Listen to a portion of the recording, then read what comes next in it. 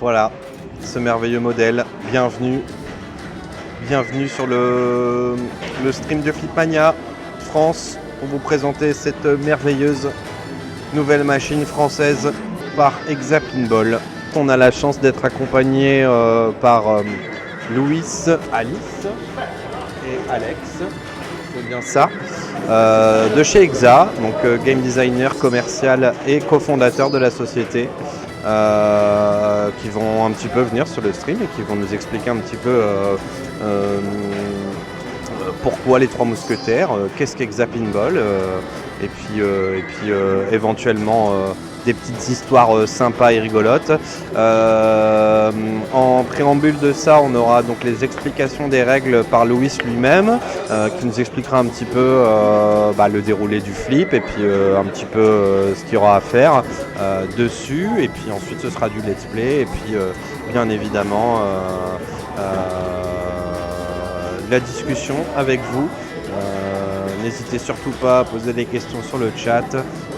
On est là pour ça, ils seront là pour répondre à toutes vos questions. Et puis surtout, on vous souhaite une excellente soirée, un très bon visionnage.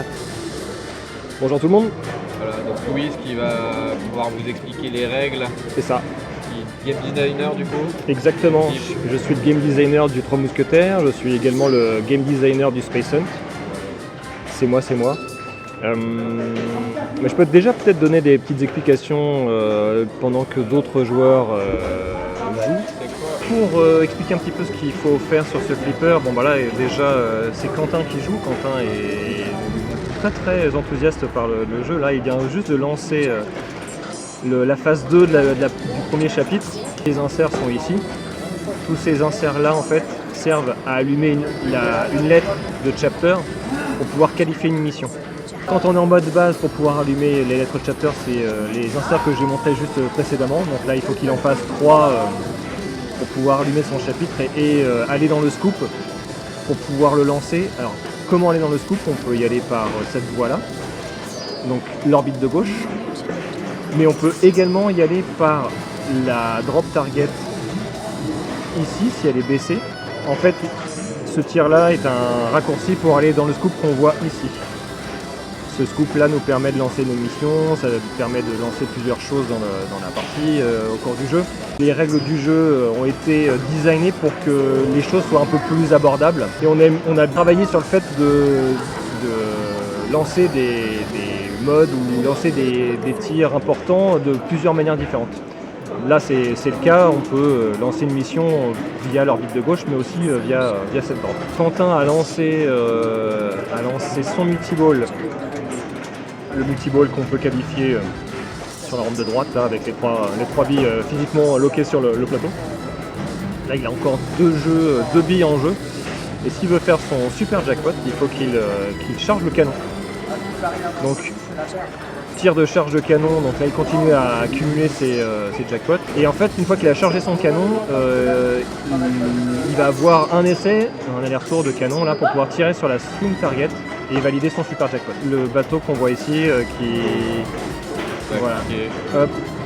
se trouve là, qui s'habille Nova 59, il y a un peu de Lord of the Ring dans ce clip. C'est vrai qu'il y a un peu de Lord of the Ring. En termes de layout plateau, en tout cas de design plateau, on a voulu des tirs en éventail, ce qu'on appelle tir en éventail ou un peu fan layout, c'est que les tirs sont vraiment larges, il n'y a pas de piège. Ils sont hauts dans le plateau exactement. Si on trace une ligne, si on trace la ligne à peu près à la moitié du plateau, on voit qu'il n'y a rien qui va gêner beaucoup la bille et qui va être piégeux par rapport au retour de bille quand on joue. T'as le temps de voir venir. Voilà, t'as le temps de lire le jeu, tout est lisible et visible. Il a fait un bon petit 215 millions, c'est un beau score. C'est un très beau score. Alors ça va. Si c'est adoubé par... C'est adoubé par le game designer, c'est ça. Si on veut faire un petit peu le tour des mécanismes, ici on a effectivement un bash-toy qui sort en fait quand on fait plusieurs fois le même tir.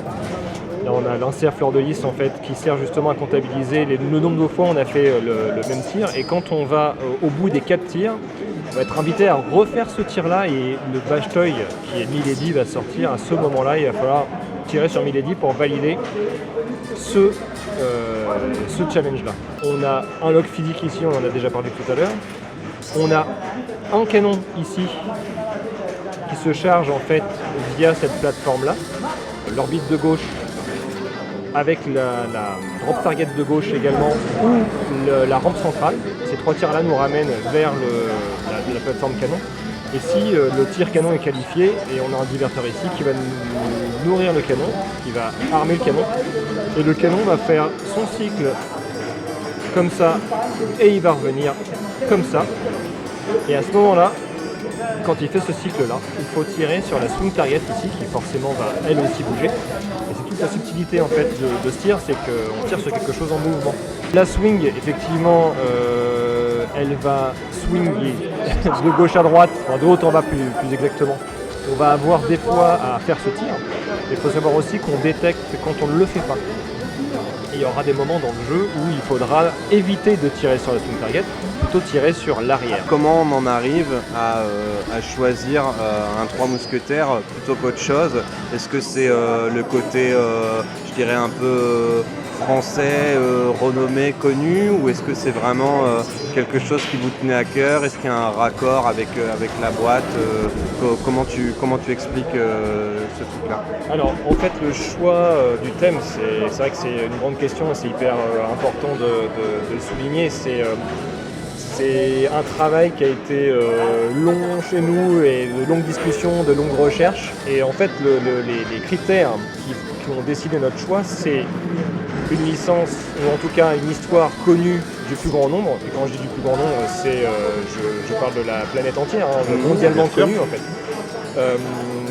Les 3 mousquetaires est une œuvre internationalement connue et traduite en plusieurs langues. Donc ça faisait partie en fait des critères de notre choix.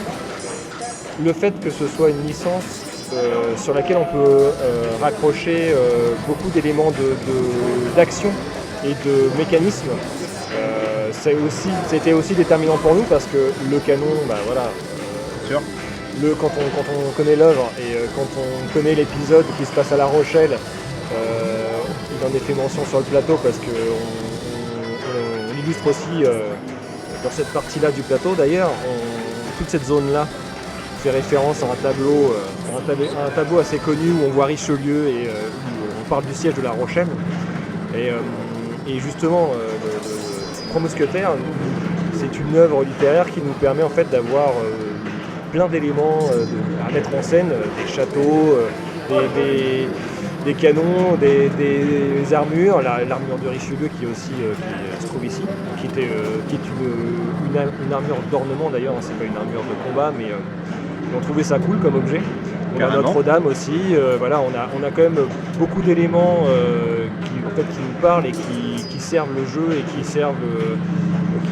envoient du rêve aux joueurs, en sachant que aussi, voilà, Alexandre Dumas c'est un écrivain français et pour la French Touch, ça a coché une case supplémentaire qui n'est pas négligeable pour nous. D'où l'intérêt de découper le flip en mission, mais il y a des chapitres d'un livre pour faire référence à l'œuvre et tout, etc.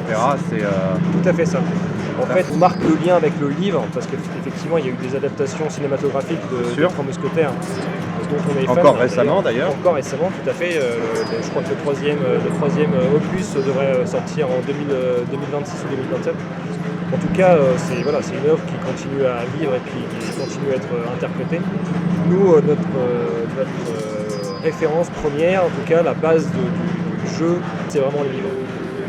Mais ça ne nous empêche pas d'avoir été influencé par différents films qu'on a pu voir ou autre chose. Mais en tout cas, c'est vraiment l'œuvre littéraire. On parle pas de mission justement, on parle de chapitre.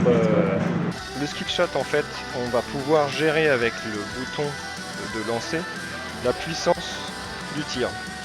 Plus je vais garder longtemps appuyé, plus le tir sera fort, et si je le garde peu longtemps allumé, ça sera un petit tir. Le but du jeu étant de faire le méga skill shot dans le scoop ici, ou l'un des deux autres skill shots ici. Je me dépêche parce que sinon il va me lancer la bille. Donc vous voyez là que je gère la puissance, et là, ça m'a fait un tir assez puissant.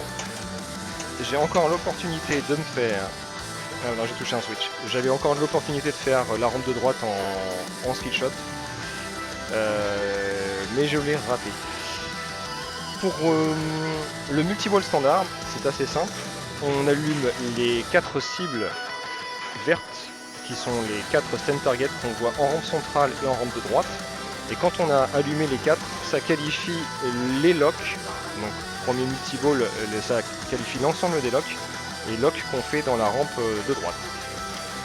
Donc voilà. Pour ça, hop, ce que je peux faire, c'est perdre la vie. Hein. Bon là c'est pas forcément aisé parce que j'enchaîne plusieurs parties, mais bon peu importe. Je vais continuer à vous montrer un petit peu des choses. Là j'ai fait mon skill shot de gauche, je peux l'enchaîner avec le skill shot rampe centrale et bicaptive, dommage. Donc quand on fait la rampe de droite, c'est un skill shot en plusieurs étapes qu'on fait. Le skill shot du milieu, celui du scoop, c'est un skill shot assez basique, hein, il faut juste le faire une fois et on obtient le méga skill shot. Et le skill shot de la bicaptive, c'est aussi un skill shot particulier, de précision. Je vais essayer de vous montrer un petit multi-ball. Petite chose aussi importante à détailler, c'est ce que j'expliquais tout à l'heure. On a derrière la banque de 3 targets, 3 tirs différents. On a un tir qui va revenir dans le scoop. On a un tir qui va sur une stand. Et on a le tir que je viens de faire exactement juste avant là, qui est un tir vers la rampe de gauche qui va ramener le flipper vers les spinners. Autre chose que je suis en train de faire là, c'est l'insert fleur de lys que j'ai fait plusieurs fois de suite. Et quand on l'a validé, comme je viens de le faire là, on allume le challenge correspondant, à savoir que j'ai le bash toy de Milady qui sort de sa trappe et on est en temps limite pour pouvoir le tirer. Vous voyez que là j'ai validé celui de la rampe centrale, il est passé en vert. Chapitre allumé. Je vais vous lancer la mission 4 qui est la deuxième mission qu'on peut faire avec ce code, avec cette version de code. Donc cette première étape de jeu, on a les tirs qui sont allumés vers la gauche et ils vont basculer de gauche à droite. Et en fait, pourquoi ils basculent de gauche à droite? C'est parce qu'on est sur un bateau, on est dans un chapitre où D'Artagnan doit aller faire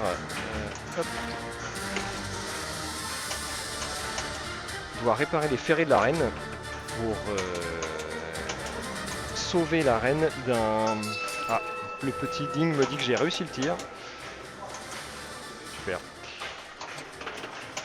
Donc ouais, en termes de contexte de cette mission, D'Artagnan va en Angleterre et il prend le bateau pour aller voir le duc de Buckingham afin de récupérer des ferrets pour sauver la reine. Car on a demandé à la reine de se présenter à un bal avec ces fameux ferrets. Bon bah là j'ai eu mon timer qui se trouve en haut à droite de l'écran qui est arrivé à 0. Je n'ai pas validé ma mission. Il faut savoir qu'en fait si j'ai validé une phase, une deuxième ou bon la troisième c'est le final, mais en tout cas le jeu garde en mémoire l'état où on en est en termes de mission. Et si je relance la mission, je vais reprendre là où j'étais. Chose que je vais essayer de faire dès maintenant.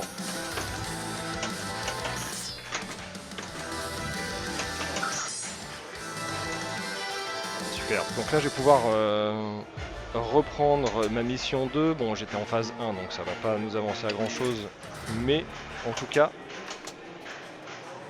voilà, j'ai pu faire un premier tir à gauche, les tirs se sont déplacés à droite, j'ai fait mon deuxième tir.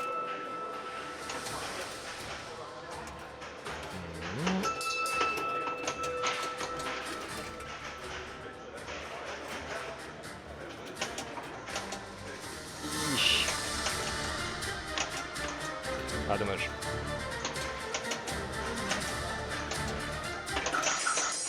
Alors, on va bloquer la bille pour essayer d'utiliser en temps imparti.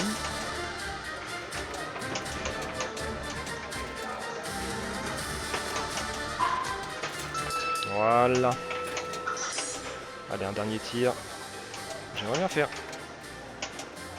Ah.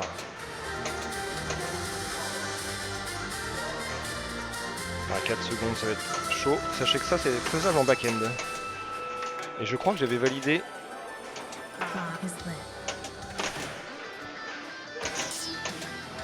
La phase suivante. En ayant qualifié les 8 chapitres, ces 2 multiballs spécifiques, plus tous les visages des mousquetaires. Mousquetaires, visages qu'on allume en remplissant les challenges que vous allez voir quand je vais relancer la partie. C'est en faisant tous ces objectifs-là qu'on va pouvoir accéder au Wizard. Voilà pour les règles basiques du jeu. Il faut savoir qu'on a la possibilité d'allumer des ball save sur les outlanes. Donc ici, outlane de gauche ou outlane de droite. En tapant sur les stand targets qui sont visibles en position joueur, mais peut-être pas forcément en position vue du dessus. Mais ces 2 stand targets là, elles se situent sous la plateforme canon. Donc voilà, ça c'est pour allumer les ball save gauche et droite.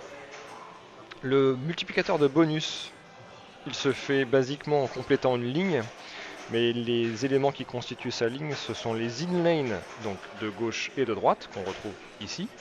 Est-ce que mes doigts sont correctement vus? J'espère. Donc ici et ici. Et on a les 3 inserts bonus X qui sont également sous le château. Un là et un là. Donc ça c'est pour le multiplicateur de bonus. On a également un multiplicateur plateau qui lui se gère avec justement des tirs sur la swing target. Donc il va falloir tirer plusieurs fois sur le bateau. C'est pas un code qui est en place pour ce soir, mais je spoil un peu sur la suite du code. On pourra monter ce multiplicateur plateau en tirant sur la swing target. Et ce multiplicateur plateau pourra être lancé au moment de son choix en tirant sur la bille captive qui se trouve ici. Donc voilà pour les petites spécificités un peu plus joueurs, un peu plus liées au scoring. Et je vais profiter de l'opportunité que j'ai d'être tout seul sur la machine pour vous parler un petit peu de l'écran. Hop. Donc quand je lance une partie, on voit à l'écran justement les challenges. J'en ai parlé tout à l'heure. Donc en fait les challenges, c'est un nombre spécifique de rampes, un nombre spécifique de spinners, un nombre spécifique de targets à taper et un nombre spécifique d'orbites. Et en ayant rempli ces challenges là, une fois que c'est qualifié, on a le Start Challenge qui va s'allumer sur la rampe centrale. Et en faisant ce tir de rampe centrale, on va accéder à ce challenge qui est une petite mission, vraiment quelques tirs à faire en quelques temps. Et il faut qualifier ces 4 challenges là pour pouvoir accéder au fameux multiball correspondant. Donc là, tout en vous parlant, j'ai allumé mon chapitre et j'y suis allé en utilisant le chemin de la drop de gauche. J'ai fait tout à l'heure la mission du chapitre 4, là je vais faire le chapitre 1 pour changer un petit peu et je vais essayer d'aller un petit peu plus loin avec vous.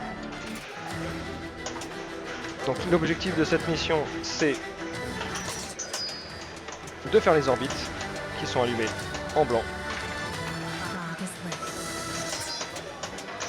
Donc c'est des tirs qui sont bien à la volée. Il faut juste se régler un petit peu. Ah bah là j'ai fait une belle petite rampe de gauche. Bon. J'ai été puni.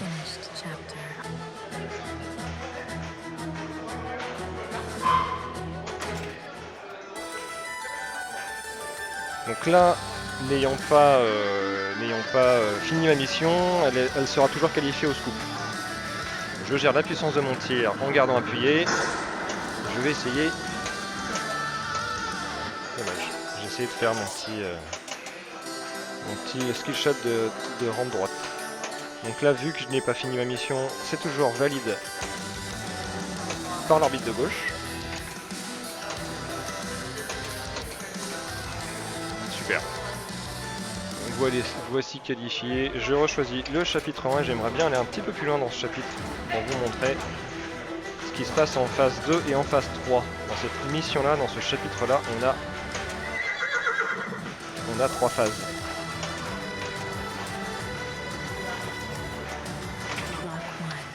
Mon lock multiball, forcément, il continue à marcher.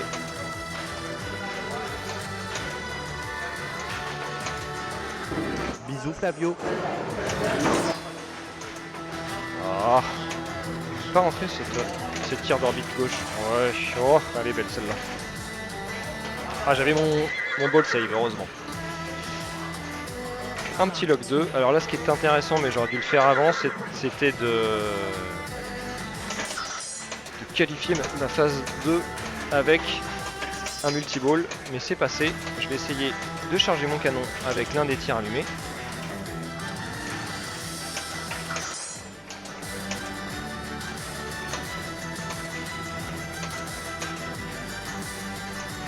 Super, ah non, il l'a pas pris.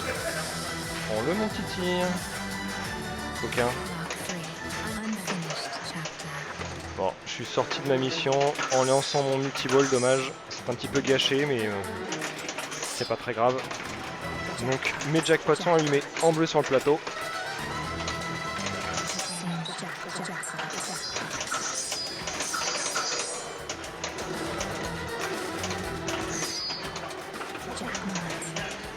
Je fais mon petit challenge en plus. J'ai ma milady qui est sortie, j'ai un temps limite pour la taper. Oh, j'ai tout perdu. C'est moche. J'ai encore du temps. Ah, dommage. Bon. Est-ce qu'on retourne? Vous voyez que c'est jouable en back-end. C'est un peu tricky, mais ça passe. Donc là, j'ai validé cette... Voilà. J'avais validé cette phase de mission. Donc j'ai repris là où j'avais arrêté, à savoir juste en début de phase 2. J'ai pu faire mon tir au canon qui est passé. Et en validant ce tir au canon, je passe à la mission, à la phase 3 de cette mission qui est un multiball.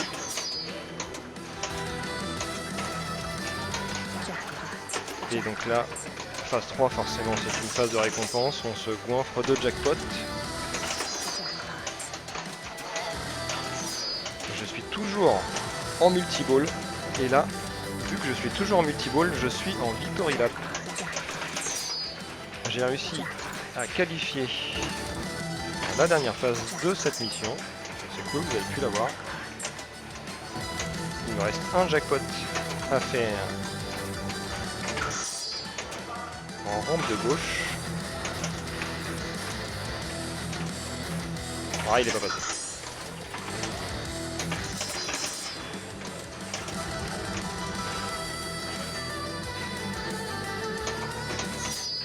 Ah, j'aimerais bien le faire ce petit tir.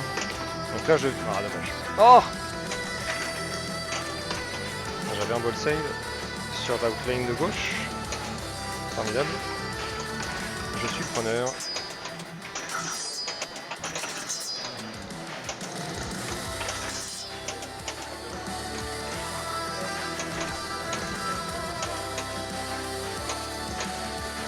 Allez, non, je ne peux pas. Oh, dommage. Bon. Donc là, fin de mission. Je n'ai pas perdu ma bille, mais j'ai perdu mon multiball. Ça a qualifié cette mission. Il faut savoir que là maintenant, mon chapitre 1 était validé parce que j'étais vraiment à la fin du chapitre en faisant toutes les phases.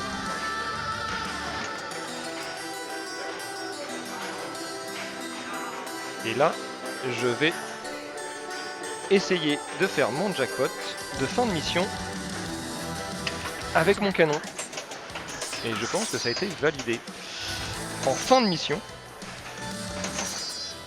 on a la possibilité, si on a été à la fin de la mission et qu'on l'a bien validé comme il le faut, on a la possibilité en fait de faire un tir au canon, où on a le choix de le faire ou de ne pas le faire. Et si on arrive à faire ce fameux tir sur cette swing target, on remporte un score déterminé qui peut être augmenté justement en faisant le choix des cumuls. Je m'explique. J'ai fait une première mission, je veux remporter le bonus de fin de mission, je fais mon tir canon, je tire sur la swing, c'est validé, je remporte ce bonus, chose que je viens de faire. Mais on peut aussi choisir de ne pas le faire pour le cumuler en validant un second chapitre. Le bonus sera plus élevé, mais le tir, s'il n'est pas fait, peut être perdu, et dans ce cas-là, on perd tout, on perd l'intégralité des bonus. Donc voilà, ça c'est un petit bonus de fin de mission, un petit process un peu rigolo. Forcément, je ne vous cacherai pas que ça a été imaginé par notre Seb national, qui adore ce genre de petites subtilités de règles. Et c'est une meille perdue pour moi. J'espère en tout cas que cette petite démo vous plaît. N'hésitez pas à me poser des questions dans le chat, je vais aller voir tout à l'heure et je me ferai un plaisir d'y répondre. Un petit 101 millions, c'est pas si mal. Donc vous voyez que j'ai bien monté mes challenges. J'ai mon duel multiball qui est à 2 duels sur 7. Et j'ai lancé mon One for All multiball tout à l'heure, donc c'est pour ça que je suis revenu à 0. Mais en fait, tous ces compteurs-là vous donnent des indications de progression au fil du jeu. Qu'est-ce qui vous a donné envie de créer, par exemple, ce mécanisme-là de shooter, le canon, et le pourquoi du comment, même si j'ai posé un petit peu la question tout à l'heure à Louis et qui m'a répondu. J'aime bien avoir l'avis de tout le monde. Voilà. Hein? Ouais, bravo, j'ai on mis m'a mis AAA. Ouais, c'est moi qui ai mis AAA. Alors c'est toi que... Ouais, mais moi je sais que c'est toi qui as fait le score. Après, pas grave. Malheureusement sur ce flipper ça ne restera pas. Ah bah je me doute. Avec un code ouais spécial, mais avoir son nom dans un flipper display c'est quelque chose. Je tiens à dire que tu es le premier à mettre ton nom. Même moi je l'ai pas fait. Ah bon alors donc, ça va. Bravo, tu peux prendre tous les goodies que tu veux. Ouais. Du coup, pour sur le canon, je sais pas ce que Louis il a dit. Donc, je sais pas si tu veux dire la même justement, c'est ça qui est intéressant. Alors qu'est-ce qu'il aurait pu dire? Et vous allez vous régaler avec le replay. De mon point de vue, le canon, c'est quand même pour moi un petit hommage à Steve Ritchie, que j'apprécie beaucoup. C'est un toy qu'on voit quand même pas souvent dans les flippers. Non. Qui est quand même très marqué par Steve. Et c'est pas pour rien, parce que c'est quand même hyper compliqué à faire.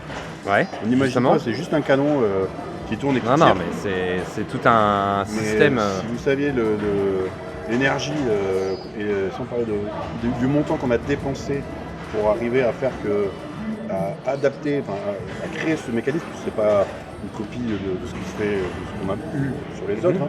Arriver à synchroniser une partie haute et une partie basse, que tout se passe bien, que le canon, que le moteur fasse tourner le canon, embarque la bobine, que tout ce qui est ça c'est que du métal, que tout se passe bien, que tout échappe bien, tous les trucs, la wireform, c'est beaucoup de travail. Là on voit sur cette version là que vous avez, sur ce modèle qui est un modèle de démo on va dire, ouais. Qui est une version à 95% à peu près proche de la version définitive. Le canon il a besoin d'avoir encore un petit ajustement. On parle de 2 degrés. D'accord. Avec Louis, on a fait des points là, et on se dit que le canon, ça serait mieux qu'il soit de 2 degrés. 2 degrés un peu plus sur la gauche. Et sauf que pour récupérer ces 2 degrés, il faut aller taper dans le métal qui est dessous pour arriver à réajuster les trucs. Donc on parle, là maintenant on est dans les micro-riens, tous les petits détails qui vont faire que. Donc voilà, fabriquer ce canon, ça a été pour nous, une petite société où on n'est pas beaucoup, on n'a pas 40 ingénieurs, on n'a pas bien sûr 40 ans d'expérience comme mais c'est tout ce qui fait justement pour moi l'attrait de ce flipper là et la reconnaissance qu'on peut avoir là-dessus, c'est que On n'est pas sur une usine énorme où il y a 30 000 salariés, où il y a multiples ingénieurs qui pensent à la machine. Vous êtes combien au sein de EXA exactement? Officiellement, dans la société, on est 4. D'accord. Après, on a des gens comme Louis qui travaillent à temps plein pour nous. Bien sûr. On est en freelance, on a Romain, notre électronicien, on a Hervé pour la musique, on a Damien pour tout ce qui est métal, toutes les wireforms, tous les guides, tout ça c'est fait à la main chez nous. On a nos 2 menuisiers, une petite dizaine on va dire, D'accord. pour arriver à produire ça, tout en sachant qu'à peu près 80% de la machine est faite à Bordeaux, ou Grand Sud-Ouest. Les 20% qui ne sont pas faits chez nous, c'est tout ce qui est électronique. Là, c'est fait en Asie, on n'a pas de choix. Mais c'est vraiment, on a vraiment une volonté de faire chez nous, en local, du mieux qu'on puisse faire avec nos petites mains. Et donc, on a développé pas mal de produits. Je ne sais pas si vous avez parlé peut-être de nos inserts. Alors justement, j'en parlais tout à l'heure avec David qui était juste là avant. On parlait justement du plateau nu, alors que j'aurais voulu présenter, mais au niveau caméra, c'est peut-être pas l'idéal. Mais justement, nous on parlait de donc cette impression, donc ce plateau qui est fait en bouleau avec donc 2 couches, avec une couche au milieu qui est donc en silicone ou en résine. En résine. Nos inserts ne sont pas comme font tous les fabricants. Voilà. C'est du plastique moulé qui est inséré. Voilà. Nous, on vient couler en époxy avec notre recette à nous, qui va nous permettre d'avoir un diffusant, comme on peut voir à l'écran, là, qui marche super bien, mais avec la possibilité d'avoir les formes que l'on souhaite. D'accord. Ça, on est les seuls à faire ça. On a déposé un brevet. Ouais. C'est ce qu'on disait. Breveté. Donc sur le Special, c'était déjà le cas, mais on était resté dans des formes traditionnelles. Et là, pour Mousquetaire, on a voulu vraiment se lâcher, faire vraiment comme on voulait, parce qu'on avait notre technologie. Et là, ce plateau, et d'autant plus en blanc, quand il est en whitewood, ce que tu disais, nous permet de montrer que vraiment les formes sont vraiment à la carte. Là, par exemple, on ne voit pas bien à l'écran, les petites bougies, on voit juste au-dessus du livre. Les petites bougies qui sont au-dessus du livre sont derrière, on a 2 LED, et c'est des inserts qui permettent de faire clignoter les bougies. D'accord. Qui sont ici là. Oui, qui sont juste ici. Exactement.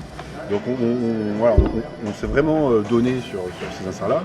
Et bien sûr on a mis des bonnes LED qui vont avec, on a changé, on est sur une nouvelle technologie de LED qui nous permet d'avoir un pétant assez important. Alors moi je suis très déjà alors là par exemple on le voit. Ouais, voilà. Moi ça c'est quelque chose qui me plaît énormément.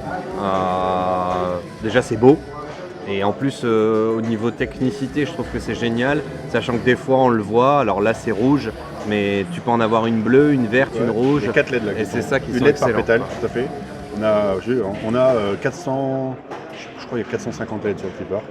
Entre les LED de notre Atmos Light, qu'on a appelé d'éclairage piloté, et le plateau. Sur notre PCB principal, il y a 93 LED. Celle qui gère tout le centre du plateau, c'est 93 LED. Il y en a vraiment partout. J'ai raté une réunion un soir où il y avait Louis et Seb sur l'éclairage. Et ils se sont donnés à cœur joie, ils sont partout. Et on les remercie. Ouais, moi moins. Ouais. Et non, mais franchement, quand je vois le résultat, je me dis c'est top. Je trouve qu'on a upgradé ce qu'on propose.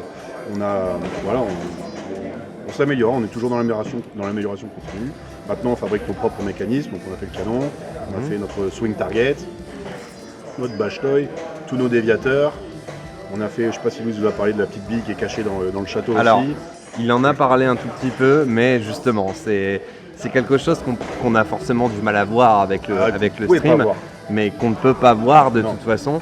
Et qui est très intéressant, et du coup tu vas nous donner un peu l'explication de cette petite bille cachée. Alors, la genèse c'est quoi? C'est qu'en fait pour tenir le château et tout le système des rampes, le château il y a 3 étages, il y a le rez-de-chaussée, l'étage au-dessus qui permet de choper la rampe de gauche, et après on a le passage sur le toit. Ouais. Et donc ça fait quand même une certaine structure à tenir. Plus on a la rampe du VUC derrière qui vient se cracher dessus, plus toutes les wireforms. Donc tu vois, on a quand même un certain poids à soutenir. Et donc on avait besoin d'avoir plusieurs plots. Okay, et la règle qu'on s'était donnée sur le flipper, c'était il faut que chaque shot, chaque endroit où on tire, donne des points. Malheureusement, il y avait un plot qui était en plein milieu, qui tenait la structure, mais qui donnait pas de points. Et on n'avait pas la possibilité mécanique de mettre une stand, de mettre quoi que ce soit, parce que sinon ça allait fermer les trajectoires. Et dans nos contraintes qu'on s'était dit, on voulait aussi un flipper plus accessible que le Space Hunt, qui est un flipper très exigeant. Oui. On nous avait dit de faire un flipper plus facile, plus open, et on veut montrer qu'on sait faire aussi ça. Donc on s'est dit, il faut absolument qu'on ne ferme pas notre tir. Mais ce plot-là était nécessaire, donc si on l'enlevait, on avait d'autres problèmes derrière. C'est que derrière, il y a un guide en métal, et que du coup, le guide en métal aurait pu prendre des chocs et s'abîmer par le temps. Bien sûr. Chose qui n'est pas concevable non plus. Bien sûr. Donc on s'est creusé la tête avec Louis pour comment on pouvait transformer ce plot, qui est un plot avec une sleeve, avec un truc vraiment basique, en chose qu'on peut tirer qui va donner des points. Et donc du coup, on a fait que ce plot-là est rattaché à une petite pièce en métal qui, elle, quand vous allez venir taper ce plot, va venir donner une impulsion à une mini bille qui est cachée dans le toit du château. Ouais. Et sur le dessus, on a un opto qui fait qu'on récupère l'inertie que vous avez mise dans la bille, suffisamment forte, vous passez l'opto, on détecte que vous avez tapé le plot. Donc on a transformé un plot physique, une contrainte, en un tir. Voilà. Excellent. Mais on ne peut pas vous le montrer parce que c'est absolument caché. On est dans les mêmes architectures qu'on avait fait pour le Space Hunt, c'est-à-dire assez simple, des cartes PCB qui embarquent OLED, des switches amovibles très facilement. Là, on est resté, on avait fait des choix qui nous semblaient pertinents, donc on a gardé ces mêmes choix. D'accord. Et après, ceux qu'on a voulu améliorer, on les a améliorés sur ce modèle-là. On a tenu compte des remarques de la communauté. Voilà. Super génial. Et je pense que c'est aussi pour ça que ça marche. C'est important. C'est très important. Il n'est pas fait pour nous. Hein. Non, il est fait pour mais nous. Justement, c'est ça qui est pas forcément le cas dans d'autres marques ou dans d'autres modèles. Et c'est ce qui démarque aussi votre fabrication et votre initiative. Et, on avait fait déjà ça avec le Space Hunt dès le début. On l'avait présenté en vraiment, comme là, vraiment très en avance de phase, avec des petits bugs par-ci par-là, ce qui est normal. Hein. Et on prend le risque et on se dit, mais c'est quand même bien de montrer à la communauté que faire un flipper, c'est quand même assez compliqué. C'est très compliqué. Et malgré qu'on on a quand même maintenant un peu d'expérience, on se rend compte que, je ne sais pas si Louis a parlé un petit peu de comment on a fabriqué le flipper. On a commencé il y a 1 an à peu près. D'accord. Ouais, c'était en mars. Un an.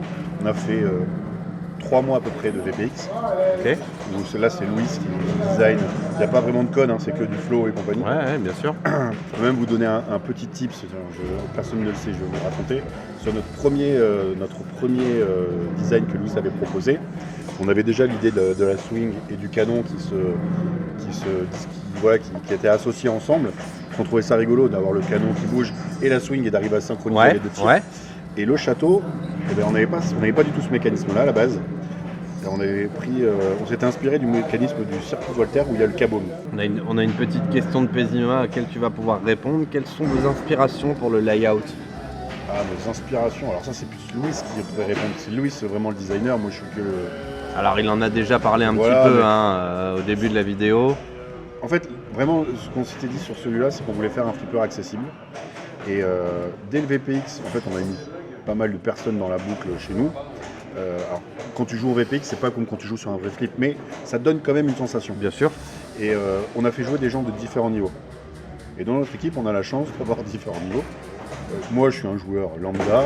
On a Louis et Seb, je ne parle pas de leur niveau. Oui, qui sont très bons. On a Christophe, mon associé, qui a un niveau 0. Donc c'est parfait. Et on a Hervé qui a un niveau très intermédiaire, mais voilà. Et donc tout le monde a essayé. Et on s'était dit qu'il fallait que Christophe valide. Si Christophe arrive à faire tous les tirs, c'est-à-dire que la plupart des gens pourraient faire.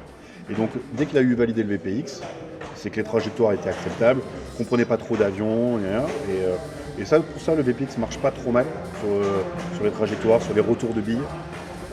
À 80% ça marche bien. Voilà. Même 99%.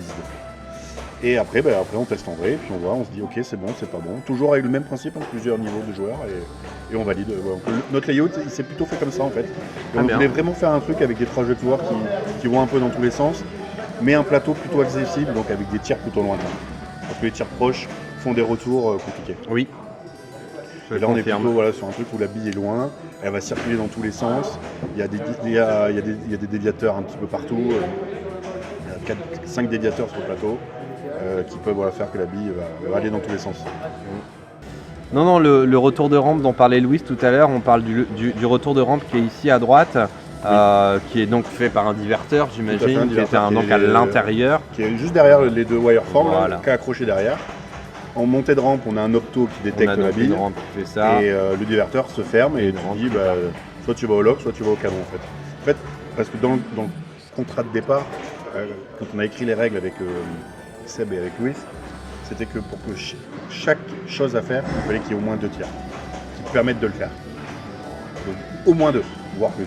Et donc on avait besoin de se mettre des diverteurs qui permettent que ce tir de la rampe centrale permette soit de venir loquer ta bille, soit permettre de venir charger ton canon. D'accord. Le même tir te permet de faire les 2 choses. C'est un tir assez simple à faire en plus, qui n'est pas vraiment punitif.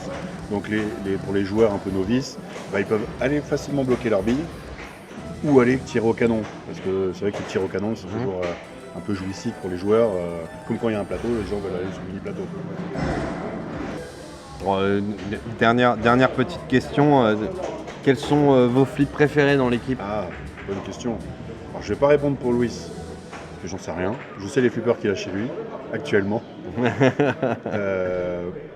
Moi, comme j'ai dit... Ta Madeleine de Proust. Ah, ma Madeleine de Proust, c'est pas, j'ai plusieurs flippers que j'adore. Donc, comme beaucoup, j'aime beaucoup le médiéval, mais je ne l'ai pas à la maison. J'aime bien le jouer comme ça. Moi, j'aime beaucoup le T2. Parce qu'en fait, c'est mon flipper d'enfant. C'est un des flippers sur lesquels on a commencé. Nous. Donc c'est mon flipper que j'adore, c'est aussi pour ça que je voulais qu'il y ait un canon, parce que j'aime Steve Ritchie, je vous l'ai dit au tout début. Donc le T2, c'est un flipper que j'aime parce qu'en plus, il est dur, mais il n'est pas compliqué à comprendre. C'est-à-dire que même si tu n'as pas joué pendant longtemps, tu le rallumes, tu sais ce que tu veux faire, tu n'as pas besoin de réfléchir. Donc ça, je l'aime beaucoup. Après, j'ai quelques Stern, bien sûr, que j'apprécie. Des JJP que j'apprécie. En fait, j'aime un peu tout, en fait. Mais si je dois en garder qu'un, je pense que je partirais avec un T2. Ouais. Mes impressions. Alors un flipper déjà avec beaucoup de toys, ça fait plaisir parce qu'il y a des gens qui aiment bien que le flipper soit vraiment rempli. Très bon flow. Moi j'aime beaucoup les couloirs voilà comme là. Voilà, ça vient de faire complètement le tour. Donc ça c'est plutôt génial. Une très bonne bande son. Fait par le même artiste. Voilà, j'aime beaucoup la bande son qui ressemble un peu à du Castlevania, un peu. Exactement ça, l'inspiration d'Hervé. Voilà, tu vois. Les flots de lumière, comme on peut le voir là, c'est magnifique. Je crois qu'il y a 400 LED. 450 LED. 450 LED et des LED. Voilà, ça c'est juste magnifique. Ça, c'est nous qui avons parlé, on a beaucoup de temps pour arriver à créer ce truc-là. Et c'est Seb, voilà, le flow. Seb qui voilà. fait tous les light shows, c'est Seb. Flow lumineux. Ouais, bravo à lui en tout cas. Non, très très belle machine. On voit vraiment une très belle progression sur le Hexa 2 par rapport au premier où là on est beaucoup plus coloré. Là où on avait reproché, certaines personnes t'avaient reproché que c'était un peu On avait sombre. voulu faire une univers sombre mais ça a été mal perçu. Donc là on s'est dit, ok, pas de problème. Un univers sombre, c'était un peu fantastique, l'espace. On s'est dit, on ne pouvait pas mettre de la couleur comme ça. Pour nous, ça n'allait pas. On écoute, les gens nous ont dit, le prochain, pas de problème, on met la dose. La direction artistique, elle est magnifique. Les inserts, forcément fait maison avec des inserts qui sont vraiment typés pour la taille de l'objet que tu veux éclairer. Donc ça, c'est plutôt cool. Les fleurs de lys et tout machin. Voilà, on est vraiment dans le thème. Après, bien entendu, nous joueurs, on attend vraiment le code. Du code pour voir un peu plus. Dans quelques semaines encore, on est dedans. Ah mais de toute façon, en quelques semaines, ça sera bien parce que quand tu vois aussi Stern qui sort aussi des produits qui ne sont pas finis, qui sont 0,81 quand ça sort, ça met longtemps à tomber. Donc quelques semaines, ça nous ira très bien. Non, mais je pense que d'ici à ce qu'on livre nos premiers distributeurs, puis en suivant les clients, on sera quasiment en version